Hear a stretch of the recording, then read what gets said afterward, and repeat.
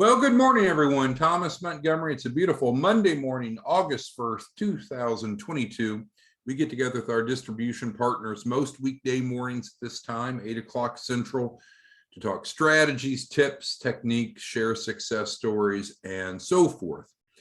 Well, it's the beginning of a new month, and so it's a great time to reflect back on July. How did July work out for you?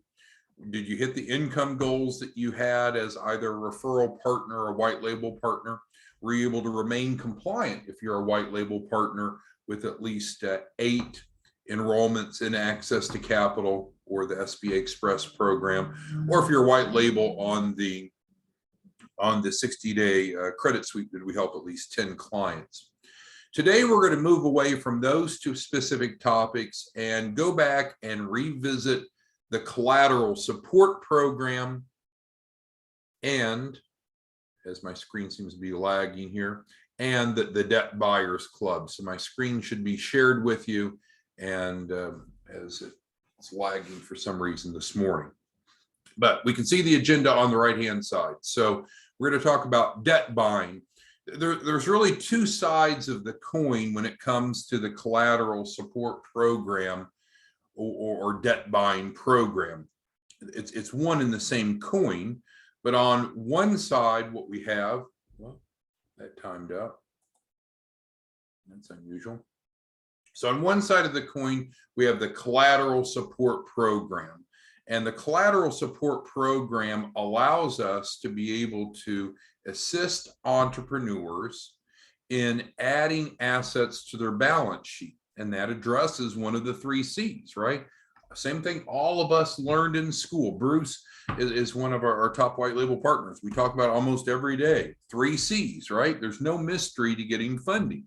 It's about credit, capacity, which is also referred to as cash flow, and collateral. And that's what you and I do as technical advisors, in addition to building financial literacy, in addition to building loan packages, is we help people become credible on paper with the 3 C's. Well, the collateral support program is a wonderful resource for that. But that's the other side of the coin.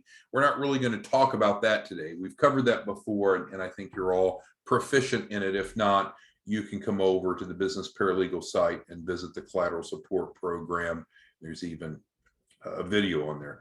But today, what I want to focus on is why you might want to consider becoming a debt buyer. Now, I'm not here to pitch you on anything, but I do want to address it at a big picture and then get your feedback to see if you see it differently than what we do. So we're going to look at debt buying for income growth and asset generation. I was talking to one of our clients this past week, and she's getting ready to buy her first debt portfolio. Would she benefit from having the assets on her balance sheet? She would, but that's not really her motivating factor. She has money and she's looking at how to grow that money.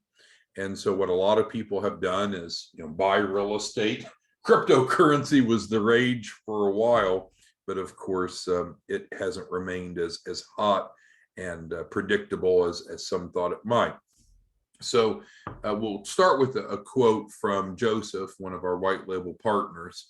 He's actually not on yet. Normally he's on every morning, but thank you, Joseph, for this. Joseph stated, "The key to building wealth is to acquire income-producing assets. You can't work your way out of living paycheck to paycheck." And Joseph's a realtor, so he has historically been involved with real estate, now with debt portfolios. So we launched the Debt Buyers Club, which is a page here, to provide access to a lucrative profession offering greater income than real estate or cryptocurrency with less risk or more liquidity. Our turnkey approach provides the debt portfolio to the debt buyer, and then we can also do the litigation to collect from the debtors. And we've talked about how that litigation process looks, but let's go through that briefly, just for any of you that aren't familiar with that training. So when we have an asset in the form of an accounts receivable, it means it's money that's owed to you. So you're the debt holder, they're the debtor. And it's no different than if you and I started a lawn care business, right? And we went out, signed a contract with an an HOA to cut the community property's yard, do the landscaping, and it's a $10,000 contract for the summer. Well, once we sign that contract with that customer, that HOA in that example, they owe us $10,000. Now, depending on the trigger of when the payments due, they could be current or not current. But that's an example of an accounts receivable. Are accounts receivables good for a business? Well, yeah, I mean, they're better than not having accounts receivable because it's money essentially in the pipeline. But is AR as good as cash? Absolutely not. So what we want to do is liquidate our AR and generate cash. Those of you that are white label partners, you live this every day, right? You sign up clients, you submit them in, and then from the time that they sign the contract with you, you have an AR, typically around $10,500, or I'm sorry, about $12,500 that they owe you. Now, maybe not all the triggers have been met. Are you happy that the client signed up and that they now owe you $12,500? Well, that's a lot better than not. But what we really want to do is liquidate that $12,500. So when we built this contingency only liquidation service, we offered it. Maybe we're a little bit late to the game, but what we realized is some of our debt buyers just really don't want to be involved with the messiness of collecting debt. So on our contingency only litigation service, we cover the cost of the court filings and the whole process.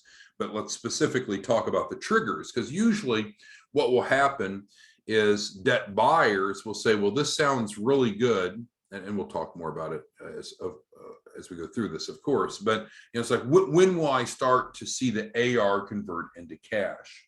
Well, there are different triggers. So, and we had a separate training where I had it broken down on the screen, but let's just briefly go through this litigation process so you can understand where the triggers might hit. So first off, of the debt that is in the portfolio that the debt buyer owns, we're going to send a demand letter out to the debtor, not to the debt buyer, of course, but to the debtor, the person that owes you money, and to say, hey, you're about to be sued. You can pay it, we can make payment arrangements, but if not, you breach the contract, you're going to be sued. It's not emotional, it's not mean, it's not hurtful, it's not negative, it's just saying, hey, either resolve this or you'll be sued. So that in itself could be a trigger that motivates some people to pay, and it does. We see that regularly. We have one gentleman, actually a white label partner, that didn't comply. He owes the $10,000 license fee. He doesn't have the $10,000 to pay. We set him up on a payment program, and he made his first payment actually just early this morning. And so he's going to be paying monthly. So what we're talking about is, if you're a debt buyer, how long does it take to get the money from the portfolio? And what I'm describing is that there are different triggers in the process that could stimulate the debtor to pay. Now, not everyone will pay off the same triggers, and so that's why I'm walking through. So that's a first example, a real example.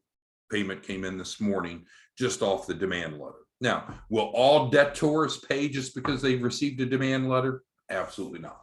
Absolutely not. But some will. If they don't pay off of the demand letter, then we file suit, and then they get served. And when they get served, that means they're now on notice that they're being sued. So first we offered them a way out. Now we're in the litigation process. That is yet another trigger. They might get served and they might realize, oh, they're serious. They weren't bluffing. Can I work out a payment arrangement? Because they're going to pretty much never win a breach of contract lawsuit. So they're going to pay one way or the other.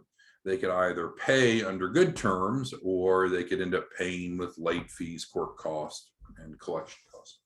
So first trigger could be that they would pay just off the demand letter. The second, maybe after they get served. Then we go through the discovery process. And as we've covered before, the discovery process is fairly daunting. Obviously, it's legal, it's ethical, it's relevant, but it's going to, there's going to be the request of documents from the debtor. There's going to also often be scheduled oral interrogatories where we could spend 40 to 80 hours with them, asking them questions to better understand why they didn't pay. We can also do requests for admissions, which is very effective. It's a series of questions that are worded a certain way that they have to admit or deny each. And if they lie on any of those, that is contempt of court. That's perjury. They could very much be sanctioned or even go to jail. And so often when they get discovery requests, they're like, oh, okay, I realize I owe this money. It's a breach of contract. I'll make payment or make payments or pay in full. So that's another trigger. Now, it's true that some people might not pay off the demand letter. They might not pay when they get served. They may go through the discovery. And again, if they don't comply with the discovery, the goal is to get them imprisoned for not following the court's orders. But regardless of that, some will just go to court. Now, historically, 80 to 90% of people will not even show up for court. So it'll be a default judgment. So now they lose anyway. Plus, they owe all of our court costs and legal fees.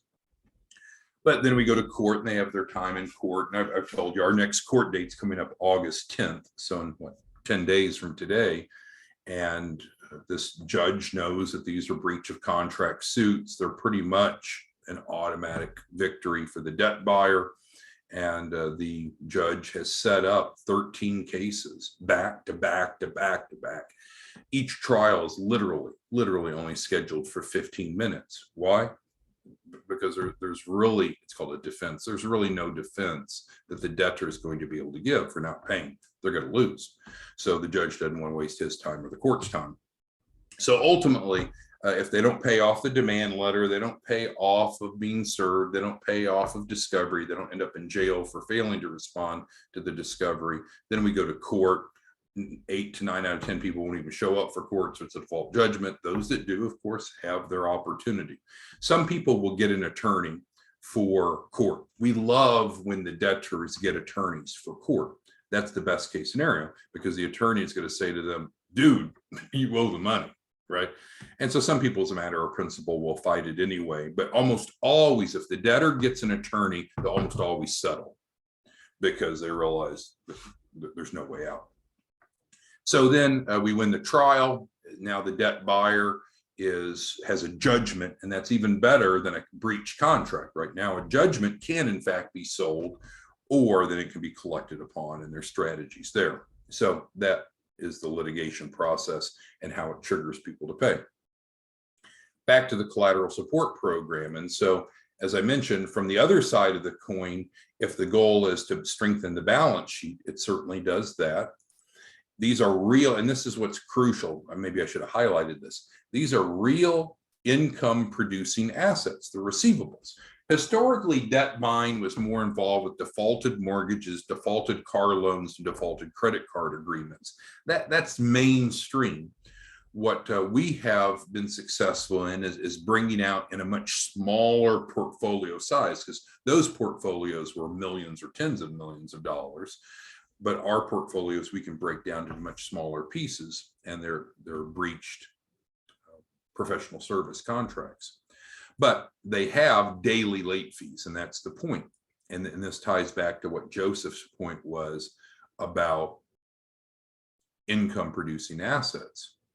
So we're going to look at an example, and this is a real example in a moment, but you can see each month, each debt that the debt buyer owes, each debt that the debt buyer owns is increasing by right about $1,500 a month, right? And so theoretically, if a debt buyer had 4 debts that they owed, they can almost equal what the average person makes working, which would be $6,000 a month.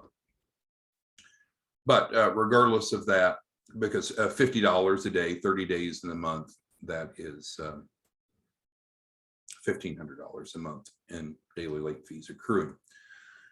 We also have what we now call our premier accounts, and these are awesome. I don't know if you're familiar with COJ, but that's called a confession of judgment. And so that's where we can actually skip the trial and just go immediately to judgment. And so these are what we call our premier accounts. There's only 7 states in the United States that allow for COJ, and Texas is one of them. All of our agreements now I believe all of our agreements now have the COJ clause. So it greatly accelerates the process. So there is no trial. There is no discovery. It's file with the court and immediately get the judgment. All right, so finally, and then we'll open it up for conversation, questions, concerns, whether you're looking at it from a client's perspective of how can you help clients build a strong balance sheet, or if you're looking at it from how can I use these assets to grow your personal wealth. So we're going to launch, and there's been a lot of discussion about this, and so finally, here we are. In launching it August 1st, is build your own debt portfolio. So this is a rather innovative approach. Think of it, if any of you are car fans, if you've ever seen like Mecum Auto Auction, where they travel across the country to different major markets and they auction off exotic and classic cars. And so it's an auction, right? You bid on it, and the highest bidder receives it. So that is what we're doing with the build your own debt portfolio. The example here is going to Olive Garden, where you can build your own pasta combination. The point here is now you can build your own debt portfolio. So for instance, over the weekend, we had a new default. Elizabeth Cortez, I'm probably not going to mispronounce her name, Luez Everett, real person, real default. So she has contract and she's breached the contract. So now we're going to start auctioning these off through Zoom calls. And so each of you are prospective debt buyers, right? You're looking at this. And so we got Alfred, we have 211 people, but just random names: Alfred, Ben, Bernard, Brett, Bruce, Jeanette, Lon, Pauline, Shondell, Terrence. So we'll say that the 10 of you are actively looking to acquire debt for the purpose of growing your wealth, growing money. And so there's the 10 of you that are actively bidding. You're debt buyers. You're in the debt buyers club. So I'd say, all right, debt buyers, we have a new default as Elizabeth Cortez Lewis Everett, fresh contract date of July 21st, 2022. Principal amount of the contract is $749.99, and it does have $50 a day late fees. She currently resides at 33020 29th Avenue Southwest, Federal Way, Washington. She has lived there for 1 year. We do have her phone number if you need it, her email. We have her, of course, we have her social security and date of birth and other background information. And this agreement is a premier account. It does have a confession of judgment clause, which means we don't even have to go to trial. And so then we would open it up for bids. And so let's say Alfred says, okay, well, it's got a face value of $750. He might lowball us and offer $75, 10 cents on the dollar. And so then Ben says, well, it's worth more than that. I mean, we've got this locked down. She's a clear breach of contract. It's a fresh contract date. We've got all of her information. And so then Ben maybe comes back and bids $80. And then Bruce comes in and says 85. And Bernard comes in and says 90. You understand how an auction works. So this is how we'll be able to start building our own debt portfolio. We'll do these auctions outside of this Zoom. So the auctions won't be during this. But we have a lot of contracts that you'll be able to bid on if you want. And so that would allow you to build your own debt portfolio. Typically, we'll offer these without reserve. Now, reserve means, is there a minimum price to be able to acquire? Normally, it'll be offered without reserve. So you might get a real steal. Maybe no one really likes the Elizabeth contract. And so Lon comes in and offers $50 for it, right? Maybe Lon is able to buy it for $50. If he's the high bidder, man, he's got a steal because he's making $1,500 a month plus the principal. And of course, he can use our contingency-only litigation service to collect. So with that, let me pause and ask, what questions do you all have about the collateral support program as how it helps clients build their assets?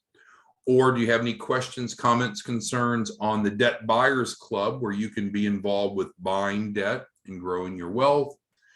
And or do you have any questions or concerns on the new build your own debt portfolio, where those of you that are looking to buy assets can literally bid on? And so we'll probably be putting all the defaulted assets. We have some white label partners that defaulted at the end of July. And so those are much bigger tickets. Those are $10,000 principals versus small ones. All right, Timothy asks, can he bid on his own debt? Well, yes, you can. So you could buy your own debt if you want it, Timothy. That's an interesting question. All right, so who else has questions other than Timothy's zinger there on the collateral support program, the debt buyers club, or the building your own debt portfolio? If you have questions about the contingency only litigation service, we can go through that. Who has questions, comments, concerns on this topic? In summary, why is it relevant? Well, you and I know that as technical advisors, what we do is we help small businesses become credible enough to get funding. And that falls into the 3 C's, right? Credit, capacity, which is also called cash flow, and collateral. So this addresses one of the 3 C's, so we can check that box. But on the other side of the coin, there are debt buyers that are involved. Debt buyers are in it as a business to be able to grow their wealth. And they grow their wealth by buying the defaulted assets for a reduced amount, typically litigating to receive the full amount, as well as the late fees. And these contracts have daily late fees of $1,500 a month on average. And so those really add up. All right, looking for feedback. Alfred, Ben, Bernard, Brett, Bruce, Jeanette, Lon, Pauline, Shondell, Terrence, what questions, comments, concerns do any of you have on the collateral support program, the debt buyers club, or the new build your own debt portfolio? So we're going to start offering debts on, as well as packaged, also on an individual basis. All right, so Brett's got a question. Okay, so if you're, and Brett's one of our white label partners. So let's say that Brett signs up Lon. We're just using an example. This isn't a true example. So Brett's a white label partner. He signed up Lon to be a white label client, and Lon defaulted. So Lon owes Brett. The white label client owes the white label partner. Lon doesn't owe us. It's not our debt. We can't sell Lon's debt. That debt is owned by Brett, the white label partner. So I feel like Brett's asking, could we see Lon up here on the bidding board? No, because Lon doesn't owe us a penny in that example. Lon owes you, Brett. You're the white label partner. So with that, you have the receivable that you can collect off of, you can litigate, do what you want.